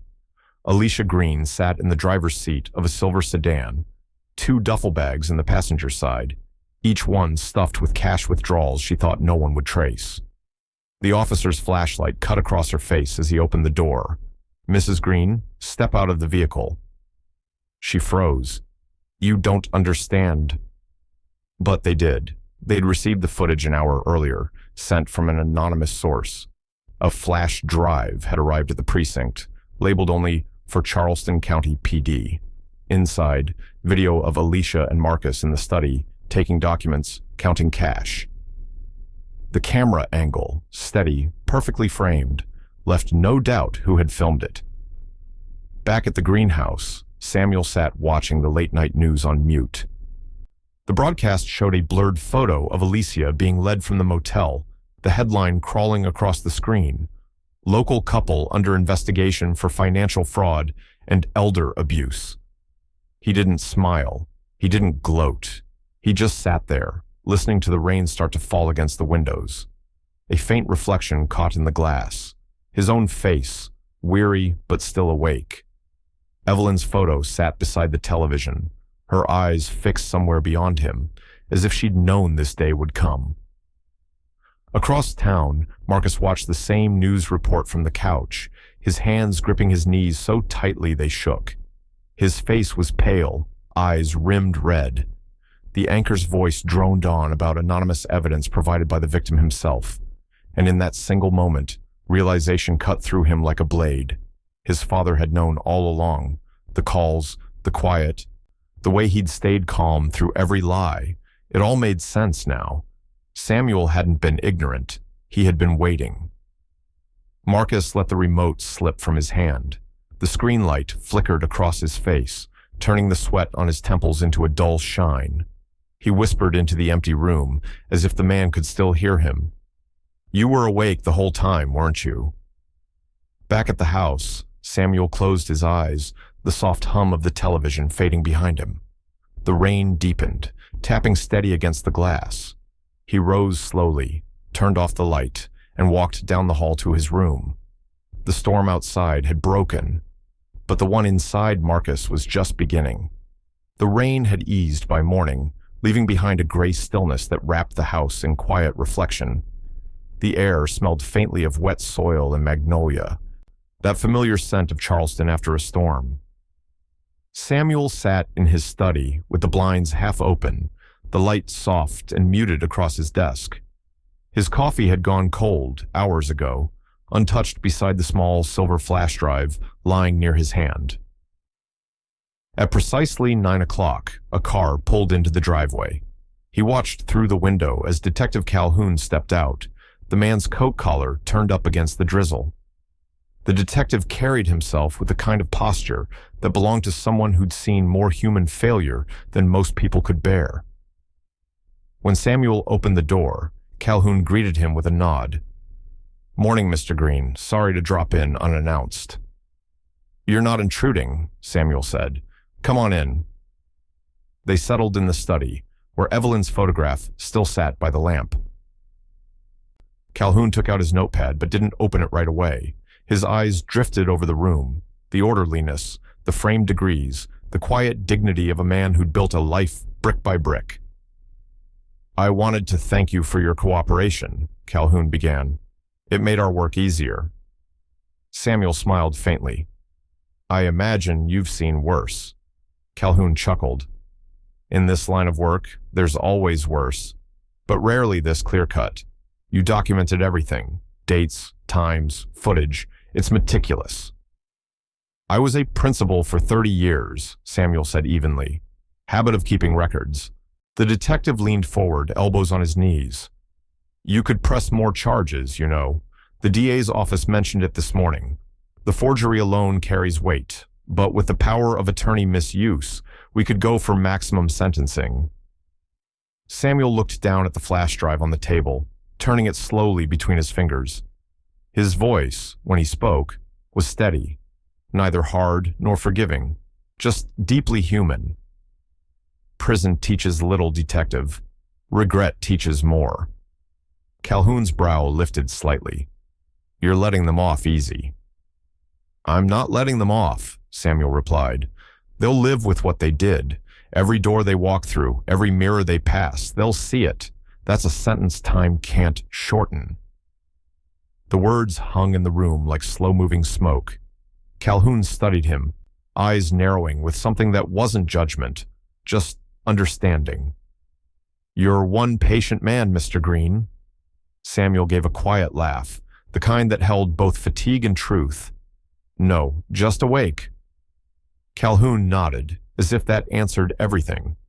Then Samuel reached into the drawer beside him and pulled out the flash drive, the one containing every recording, every whisper, every betrayal preserved in pixel and timestamp. This is the last copy, Samuel said, setting it gently on the desk. Everything's here. The withdrawals, the forged signature, the recordings from my study. You'll want it for the case file. Calhoun picked it up carefully, almost reverently, as though it were more than evidence, perhaps a symbol of something rarer, a man who fought back without ever raising his voice. I'll make sure it's secured, he said. Samuel nodded, his gaze distant. Good. Evelyn would have liked that. Calhoun glanced at the photograph by the lamp, the woman's soft smile caught in time. She'd be proud, Mr. Green. Maybe, Samuel murmured, but I think she'd mostly be sad. The detective didn't respond to that. Some silences weren't meant to be filled. After a few moments, Calhoun rose, tucking the flash drive into his coat pocket. You'll be hearing from the prosecutor soon, he said. They'll want a formal statement for the record. We'll keep you updated as things move forward. Thank you, Samuel said, standing as well, for seeing it through. As Calhoun reached the door, he paused, looking back once more. You did the right thing, you know. Not many people in your shoes would have had the patience, or the proof. Samuel's lips curved into a faint, knowing smile. The proof was easy, he said quietly. The patience took a lifetime. When the detective's car disappeared down the wet street, Samuel stayed standing at the window for a long time. The rain had stopped, but the sky still hung heavy, pale with lingering clouds. The house was quiet again, save for the slow ticking of the old wall clock. He turned back to his desk, his eyes falling on the empty space where the flash drive had been. The desk lamp flickered softly, catching the edge of Evelyn's frame. He touched it once with the back of his hand before sitting down again. Outside, a faint wind rustled through the magnolia leaves, carrying the sound of distant church bells. Across town, in shop windows and on phones, news headlines were already spreading, screens flashing the same words again and again. Elder fraud, foiled by victim. Local retiree outsmarts family in financial scheme. Charleston man exposes his own son's betrayal. The camera of the mind lingered on Samuel's face, calm but not triumphant, just quietly resolved. He reached for his cold coffee, took a slow sip, and exhaled as though releasing years of burden in one breath. The sound of the clock carried on in the background, each tick marking a man who had finally reclaimed his time. But beneath that calm, something lingered, a faint tension, an unfinished thread. Justice had come, yes, but peace. Peace was still on its way. And in that waiting silence, Samuel whispered to himself, still awake. The late summer air hung heavy with humidity and headlines. For 3 days, Charleston's local news had been buzzing about the Green case, the elderly homeowner whose son and daughter-in-law had been caught trying to sell his property out from under him. Every outlet had replayed the same words: auction suspended pending legal review. But Samuel didn't need the television to tell him that.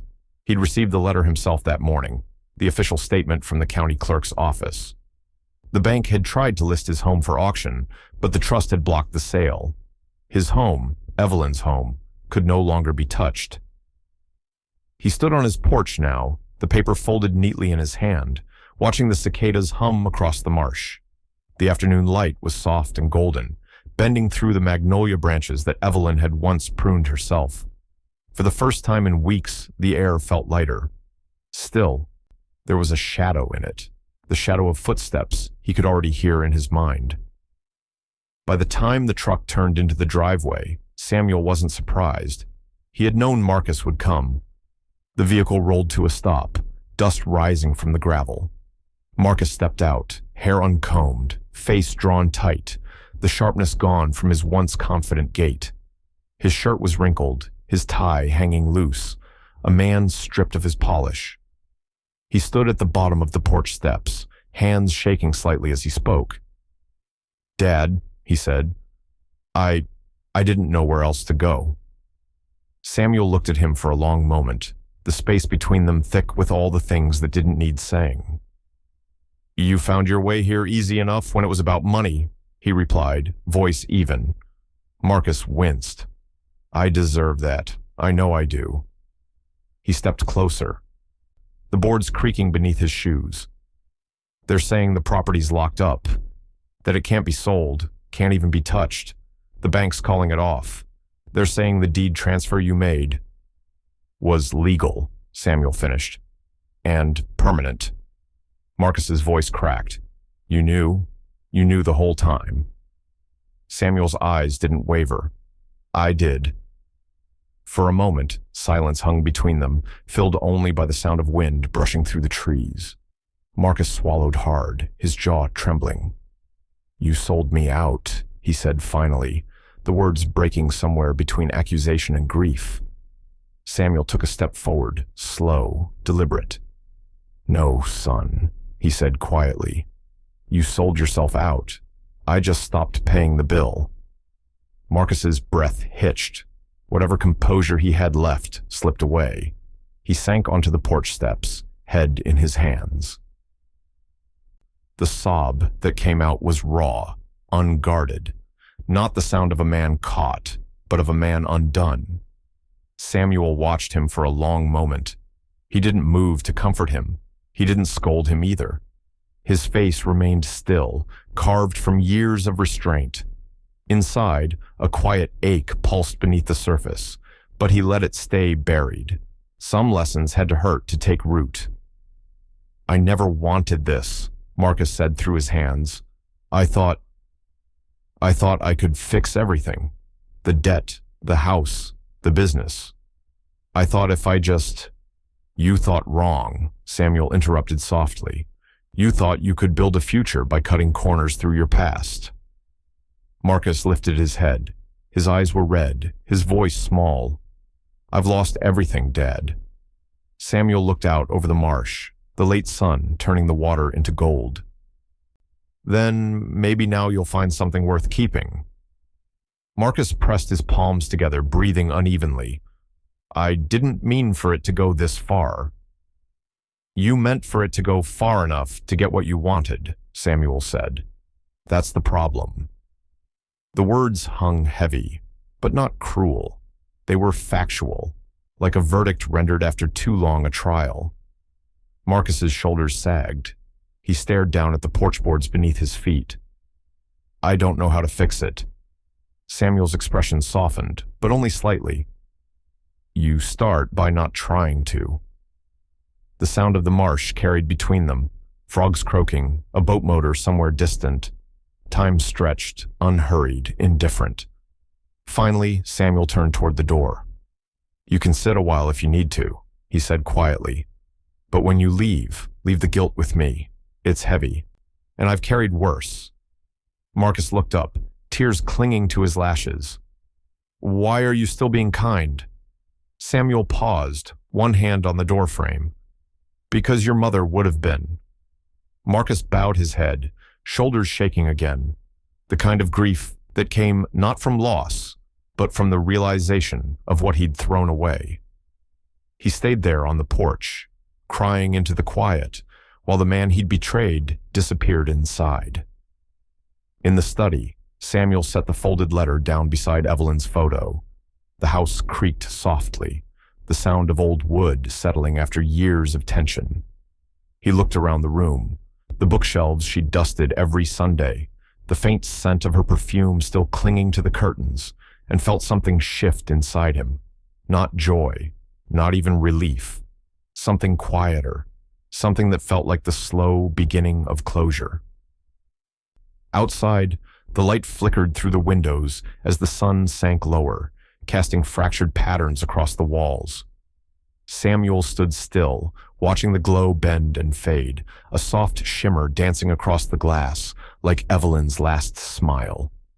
He didn't move to wipe his eyes. He just breathed, deep and steady, as if the house itself were breathing with him. Out on the porch, Marcus's sobs had quieted to small, uneven breaths.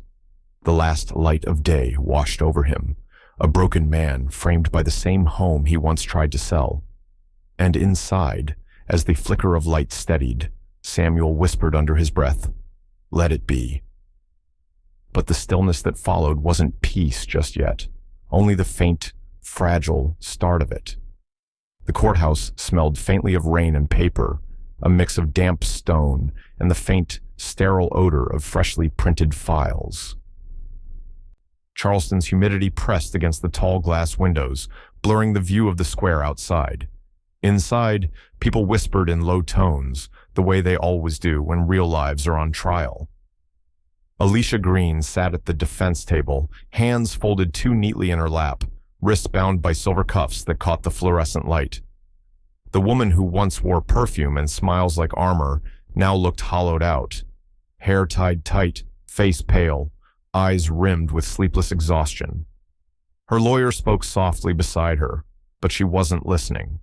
She was staring straight ahead, at the judge's bench, where her world would soon be measured in years instead of luxury. Across the aisle sat Marcus. His tie was crooked, his eyes red. He hadn't spoken to her since the arrest. Today he wasn't a husband or a co-conspirator. He was a witness. The prosecution had called him reluctantly, and every word he gave them felt like cutting away another piece of what little pride he had left. Samuel was there too, third row, right-hand side of the gallery. He sat perfectly still, a quiet figure in a dark suit. His posture was straight, his hands folded over a worn leather notebook. No expression flickered across his face. To a stranger, he might have looked indifferent. To anyone who knew him, he looked like a man who'd already buried something sacred. The bailiff called order.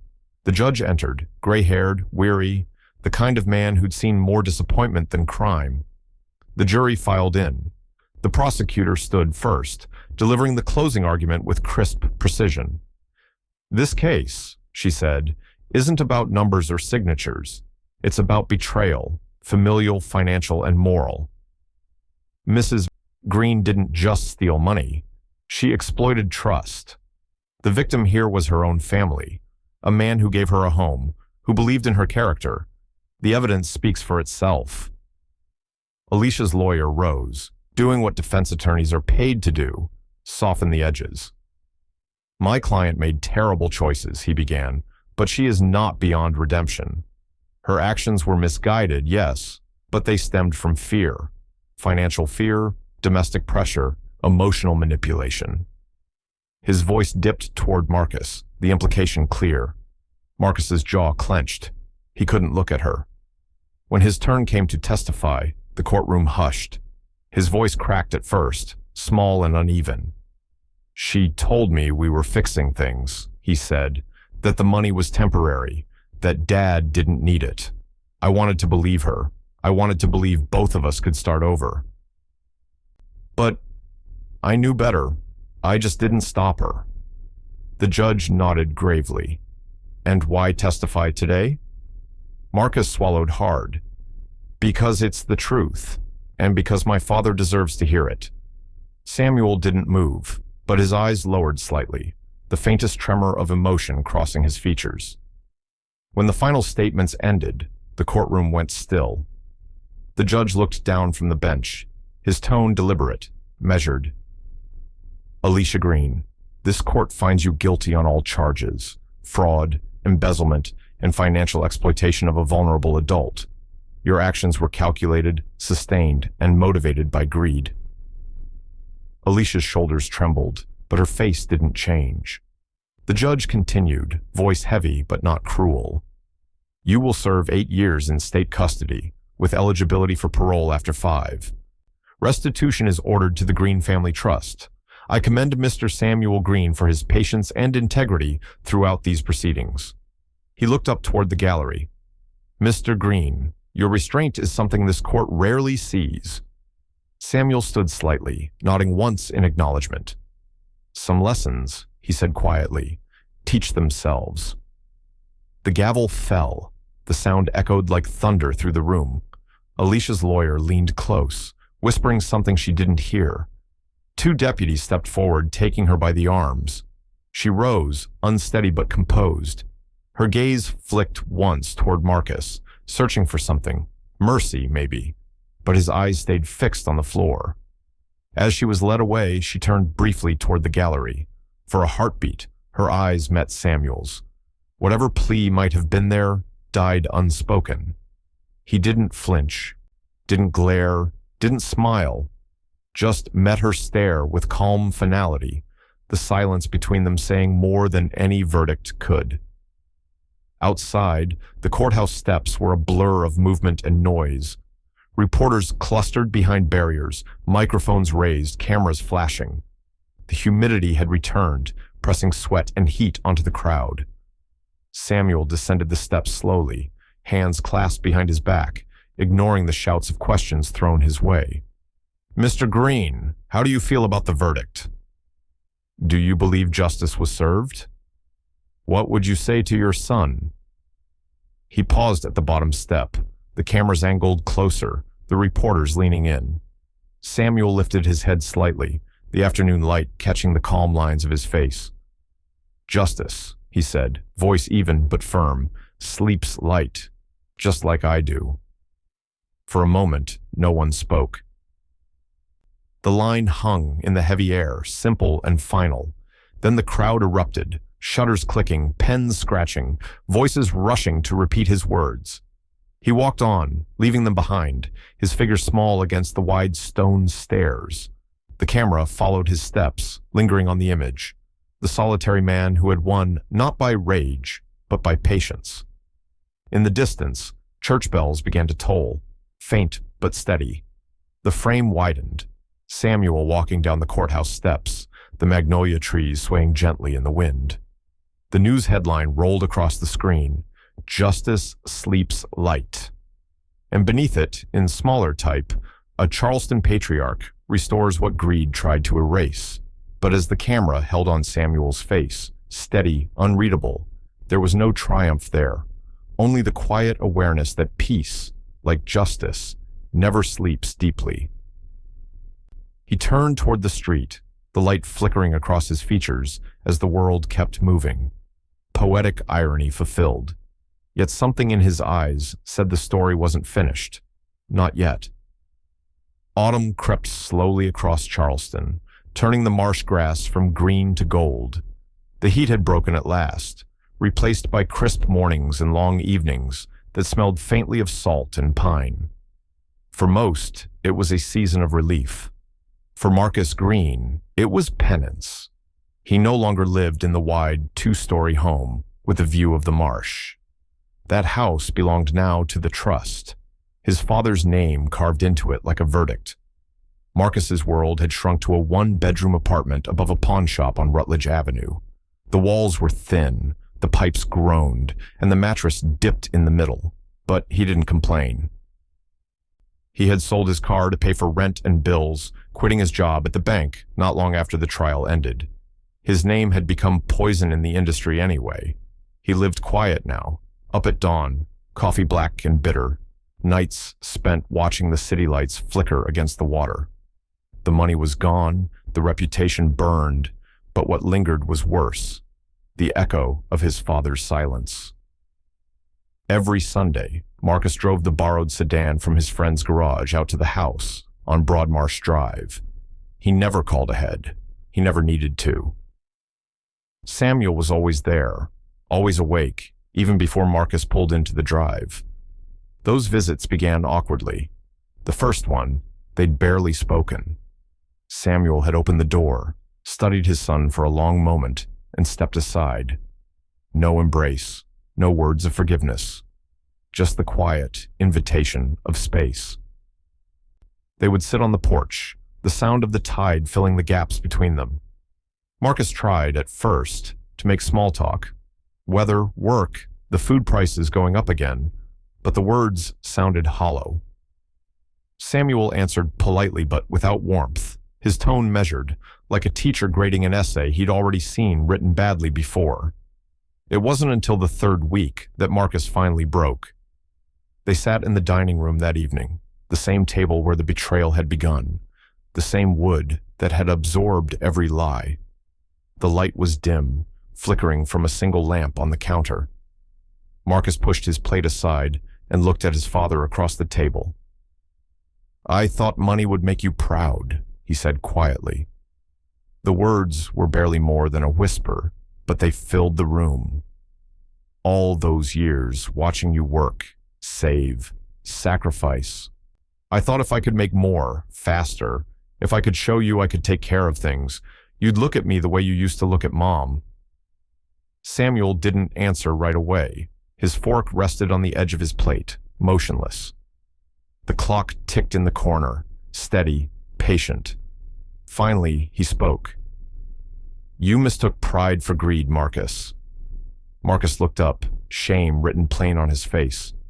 Samuel's voice remained calm, but each word carried weight. "Your mother was proud when we built this house, not because it was worth something, but because it meant something. You started measuring worth by what you could take, not what you could build. That's where you lost yourself." The truth hung there, unflinching. Marcus's throat tightened, but he nodded slowly. "I see that now," he murmured. Samuel leaned back, his expression unreadable. "Good. Seeing is the first step, staying awake is the rest." After that night, things began to change, not fast, not dramatically, but enough to notice. Marcus returned each week, sometimes helping mow the yard, sometimes fixing the back porch steps. Samuel never asked for help, but he also never sent him away. They ate dinners in quiet, the kind of quiet that wasn't punishment anymore, just space, slowly healing. By November, laughter had started to return in small doses. Marcus once burned the cornbread, and Samuel, without missing a beat, said, "Your mother would have thrown you out of her kitchen for that." Marcus laughed, a small, broken sound, but real. For the first time in a long time, Samuel smiled too. It wasn't forgiveness, not fully. It was something quieter, a rebuilding, brick by slow brick. One Sunday afternoon, as the light stretched low across the marsh, a car pulled into the driveway. A boy stepped out, tall for his age, maybe 12. He carried a backpack and a book in one hand. "Hey, Grandpa," the boy called, his grin bright and easy. Samuel's face softened. "Eli?" he said warmly. Marcus walked up behind his son, hand resting gently on the boy's shoulder. "Thought it was time you came back for Sunday supper," Marcus said. Samuel looked between them, father, son, grandson, and nodded. "Then let's eat." The three of them sat on the porch as the sun dipped behind the trees, the sound of the marsh carrying up through the still air. Eli talked fast and curious, about school, about science projects, about his mother's new job. Samuel listened, a small light flickering in his eyes that hadn't been there in years. At one point, Eli asked, "Grandpa, did you ever get tired of being patient?" Samuel smiled faintly. "All the time," he said, "but patience pays better than greed." Marcus looked down, that familiar sting of humility catching him again, but this time, it didn't crush him. It just settled, a quiet reminder of what he was still working to repair. As dusk fell, the house lights came on, soft, golden, steady. The kind of light that made even old walls feel alive again. Inside, the three generations sat around the table, plates empty, hearts fuller than they'd been in years. And as Samuel looked from his son to his grandson, he felt the faintest shimmer of something fragile but real. Hope, glimmering amid the ruins. It wasn't redemption, not yet, but it was enough to keep the light on. Charleston's winter sunlight poured through the tall windows of the community center, soft and gold, catching the dust motes that hung suspended in the air. The hum of a quiet conversation filled the room, volunteers arranging folding chairs, a banner being straightened near the podium. In the center of it all stood Samuel Green, sleeves rolled to his elbows, looking every bit the same man he'd always been. Calm, composed, unhurried. But something in his eyes was lighter now. The banner above the stage read, "The Evelyn Green Learning Fund, Opening Ceremony."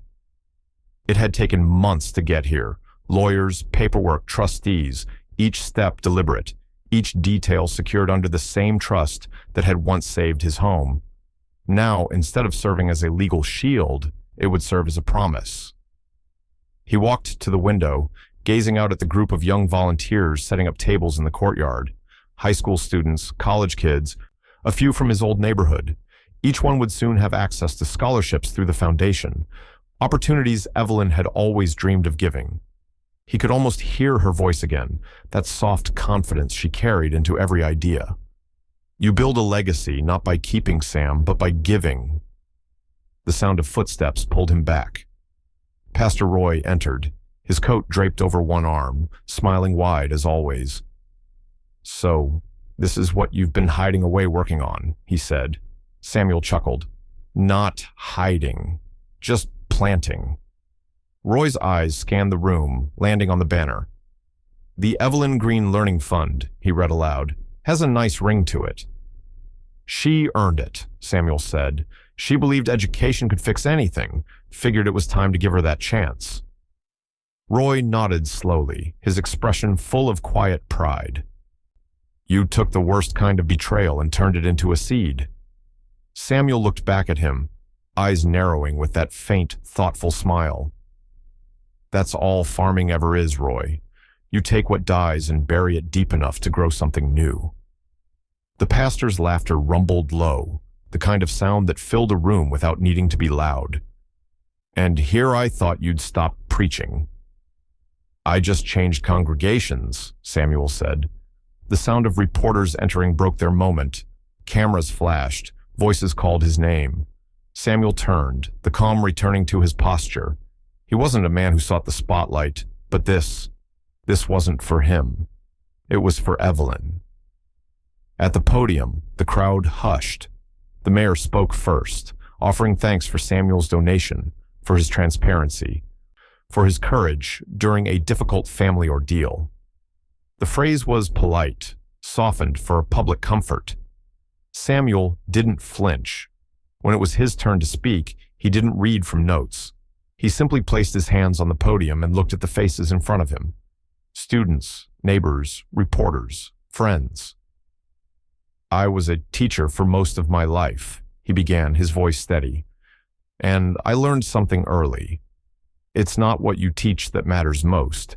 It's what people carry forward after you're gone. My wife believed that too. Evelyn used to say learning is the only inheritance that can't be stolen." He paused, letting that truth settle over the room. "So," he continued, "this house, the one my family built, the one some tried to take, it's staying in the city, not as a monument, but as a seed. The Evelyn Green Learning Fund will help young people here in Charleston study, grow, and return home to build something better, because that's what she would have wanted, and maybe what I still need." Applause filled the room, long and genuine. The flashes from cameras painted the air in white bursts of light. For the first time in years, Samuel didn't feel watched. He felt seen. Later, as the reception wound down, the band played a low, hopeful melody. The scene blurred into a quiet montage of what came next. Young volunteers painting walls in an old classroom, the Green family home's front porch restored and repainted, scholarships being handed to students whose faces glowed with gratitude, a librarian unpacking donated books stamped with Evelyn's name, the community gathering under the same magnolia tree that had once framed the Green family's downfall. Samuel stood on the edge of it all, watching. His hands rested on the rail of the porch, the wood smooth under his palm. He didn't smile wide, but the corners of his mouth lifted just enough to show that the ache in his chest had finally started to soften. Pastor Roy joined him again, handing him a glass of lemonade. "You feel her here, don't you?" he asked. Samuel's gaze drifted to the sky, where sunlight filtered through the branches. "Every day," he said. Roy nodded. "Then she's proud." The music swelled, the hum of laughter rising around them. For the first time in years, the house didn't sound empty. It sounded alive. And as Samuel looked out at the small crowd, young and old, past and future mingling together, he realized the truth Evelyn had known all along. Healing doesn't come from revenge. It comes from purpose. The camera lingered on his face as the music faded, the faint smile still there, the sunlight warming the edges of his silhouette. The foundation had begun, not as restitution, but as rebirth. And through that quiet work, Samuel Green had found something rarer than justice. He had found peace. The evening was warm and windless, the kind of Charleston twilight where the air itself seemed to hum. Cicadas called from the trees, and the smell of salt from the marsh drifted up through the yard. The porch light, that old brass fixture mounted beside the front door, had been flickering for weeks, its glass dusty, its bulb long past its life. Marcus stood on a ladder beneath it now, sleeves rolled up, sweat beading along his forehead. The last time he'd touched this light had been years ago, before everything unraveled. Back then, his hands had been careless, impatient. Tonight, every turn of the screwdriver was careful, deliberate, almost reverent.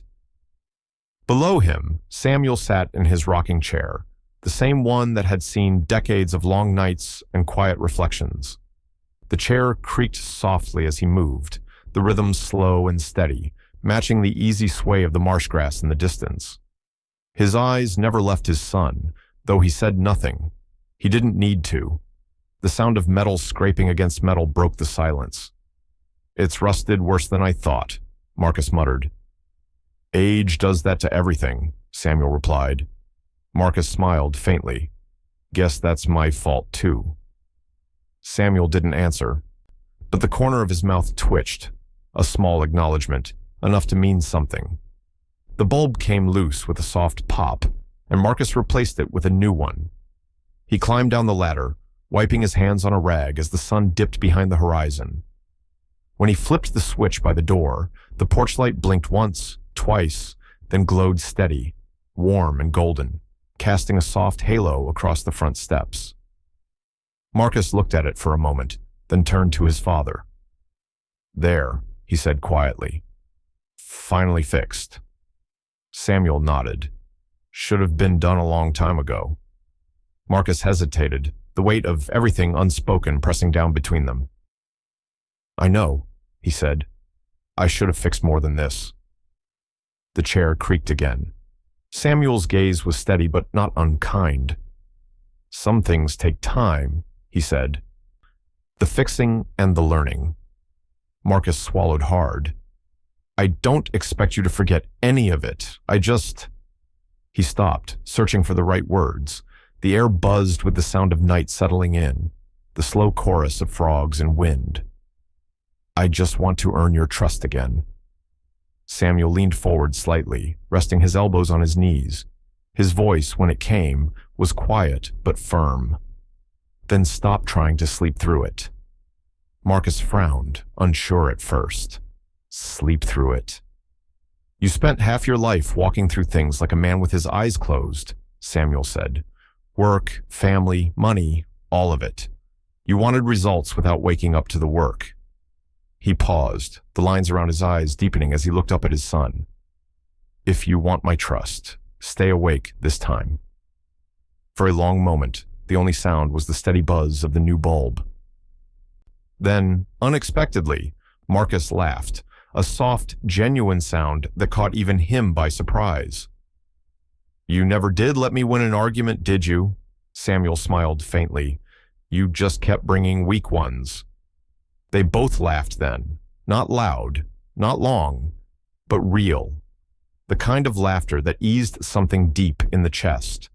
The porch light above them flickered briefly, then steadied again, brighter this time. Footsteps sounded behind them, light and quick. Eli appeared, carrying 3 glasses of lemonade on a tray almost too big for his hands. The ice clinked softly as he set it down on the porch table. Grandpa, he said proudly, Mom let me make it myself. Samuel took a glass, inspecting the cloudy mixture. Looks about right. Marcus grinned. Tastes better than mine ever did. Eli beamed at that, settling onto the step beside them. The 3 sat together in the golden wash of the porch light, father, son, and grandson, framed by a house that had nearly been lost and a peace that had taken a lifetime to rebuild. Marcus took a sip of lemonade, his gaze drifting up toward the lamp. You know, he said, Mom used to say this light was your way of keeping watch. Samuel looked at it, the glow reflecting faintly in his eyes. She wasn't wrong, he said softly. The rocking chair creaked again, keeping its slow rhythm. The marsh whispered in the distance, and somewhere far off, a train horn sounded across the lowlands. No more words were needed. The porch light burned steady, its glow reaching out toward the quiet street. A beacon of endurance, of lessons learned too late, but held on to now. Eli leaned his head against his father's arm, half asleep. Samuel watched the boy's eyelids droop and smiled faintly, his voice a low murmur almost lost to the night. Let him rest. One of us has to keep the light on. Marcus glanced over, understanding the deeper meaning behind it. The lamp's glow held firm as the darkness deepened around the edges of the yard, and as the night stretched on, the green home stood illuminated, not by victory, but by vigilance. The light stayed on long into the night. The house was quiet again, not the uneasy silence of tension, not the hollow quiet of loss, but the kind of stillness that comes when everything has finally settled into place. Outside, the night air hung heavy over the marsh, the hum of crickets rising like a soft heartbeat beneath the stillness. In his bedroom, Samuel Green sat propped against the headboard, the old journal resting across his knees. The lamp beside him cast a gentle amber glow, its light falling across the deep lines of his face. The house creaked faintly in the wind, but Samuel didn't notice. He was writing, slowly, carefully, the way he used to grade essays, deliberate, patient, each word carrying weight. On the nightstand sat his glasses, his watch, and a single photograph, the one of Evelyn he always kept near. Her smile still looked alive under the soft lamplight, the edges of the picture worn smooth from decades of being handled. His pen paused halfway down the page.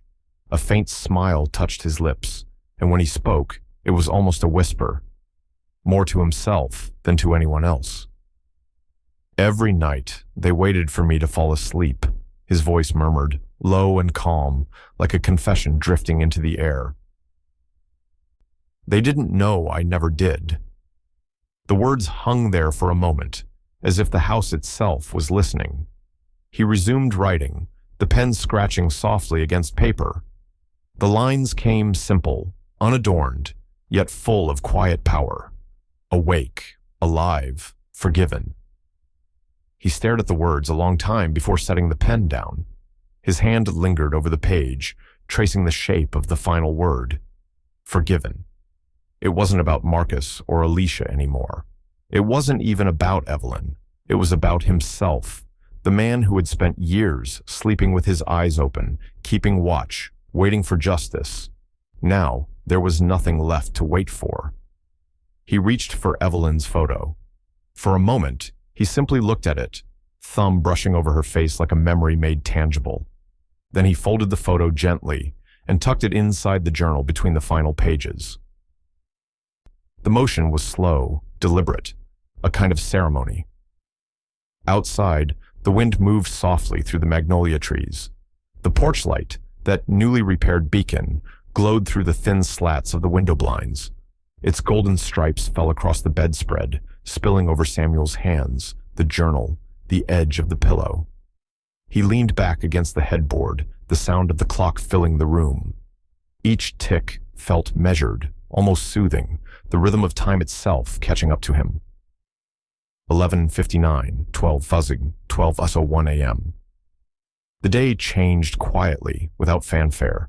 No thunder, no storm, just the soft click of a clock crossing the line between yesterday and what comes next. Samuel exhaled slowly, his breath steady, his eyes still open. The glow from the porch light painted faint shadows across his face, the kind that made him look both older and somehow timeless. He reached for the lamp, but hesitated before turning it off. Instead, he glanced toward the window, watching the light spill in through the blinds. The faint hum of the bulb outside seemed to blend with the crickets and the rhythm of the clock, forming a soft, endless lullaby. On the bedside table, his journal sat closed now, the cover smooth beneath the lamplight. Inside, between the last written words and the folded photograph, his story was sealed. Not in vengeance, but in peace. He looked around the room once more. The photographs, the books, the faint outline of Evelyn's old rocking chair by the corner. Everything was exactly where it belonged. Samuel smiled, the lines at the corners of his eyes deepening. His voice came again, quiet, almost like a voiceover to a scene slowly fading to black. "Truth," he said, "never sleeps." The light outside flickered once, as if in agreement, then steadied again, shining through the night. The camera of the mind pulled back slowly.